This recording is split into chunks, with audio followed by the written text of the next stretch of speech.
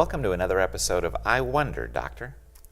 I'd like to talk about how the healing of the emotions and mind and life are so important to the physical healing of the body.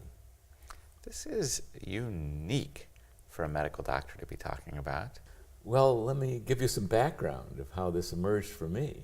Yeah. I mean, I'm one of those doctors, as many, that loved medical school. And several years into being out in general practice, I started to get super uneasy. I realized that people were coming to me and paying me money, and what they really wanted was to heal. Yeah. And I could give them some temporary things sometimes, but oh my goodness, the illnesses that they came with seemed to me to have causes. And after a decade or so, I started realizing that those causes always boiled down to issues of nutrition, issues of toxic exposure, some more, some less, issues of too little or too much exercise. And the elephant in the room was how people responded to the emotional stress in their life. Yeah. Because that triggered the biology of the fight or flight response internally, and there was a lot of consequences of that. That also determined the choices they made about what they were going to eat, how sensitive they were to toxins that they were being exposed to, and whether they were going to exercise or not. It all seemed to come down to the emotions in the mind and stress in people's lives, how they responded to it. Yeah. And then in my own life, my goodness, I was brought to my knees by my own inadequacies, really. On the occasion of the breakup of the second major relationship in my life, after a divorce, breakup of our original family, I had this awful, God-awful sense that I did not know how to love. And it intersected with, this was the main thing I wanted in this life. I loved being a doctor, but more I wanted to be a husband and father, to tell you the truth. And I knew it was severe. And I bounced along an internal emotional bottom for a while until I had the great fortune of receiving help. People who not only guided me into the core issues that are underneath failing at love and life, but also passing on information and tools that I was able to take into my life and guide myself. That was the biggest gift.